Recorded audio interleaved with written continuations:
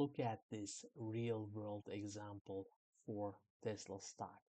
You wanted to invest in Tesla stock and also follow a protective put strategy.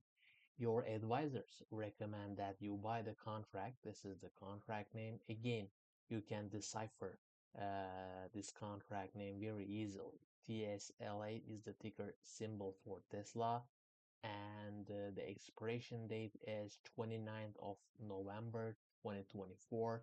P stands for the put option, and 285 stands for the strike price of $285. So plot the payoff to the combination of buying the put contract and buying the underlying stock. The solution, as we did on previous slides, we will create the plots of buying the Tesla stock and buying the specific put contract. Then we will combine the payoffs of both plots. So here, remember, you can just enter this contract name in the search tab on yahoofinance.com. You can directly get the information on the contract, or of course you can just enter the ticker symbol, and from there you can select options, select the appropriate date. Here we should select November 29th 2024 and select puts.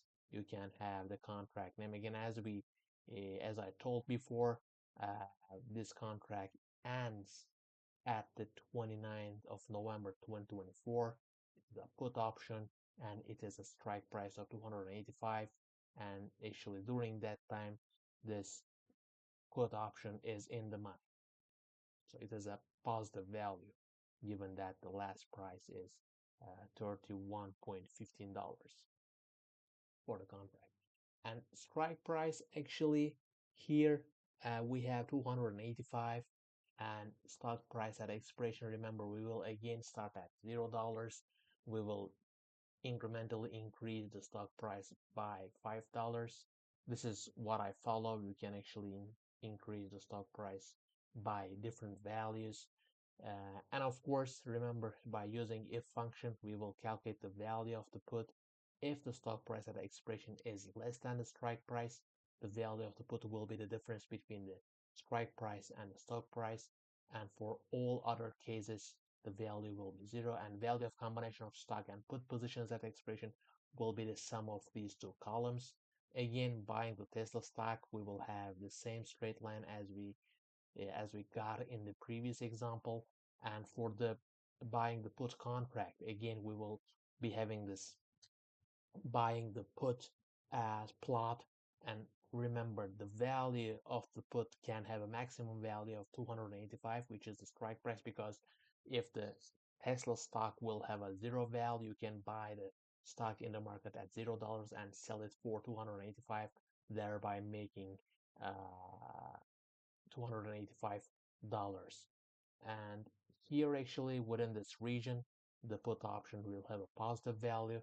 And of course, remember, if the value of the common stock at expiration will exceed the strike price, the put option will not be exercised, because you won't be actually buying the stock in the market at $320 and sell it for the strike price of 285. So we have zero value for the put. And when we combine these two plots, we will be getting this, remember, the same result. This is the value of combination of stock and put positions at expiration. For the values of the stock lying between $0 and 285, the combined value will be 285, because the put actually, even at $0, the put will cover you, will protect you.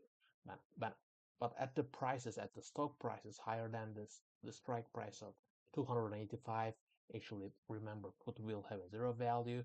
So actually this straight line will actually come from the appreciation in the value of the stock.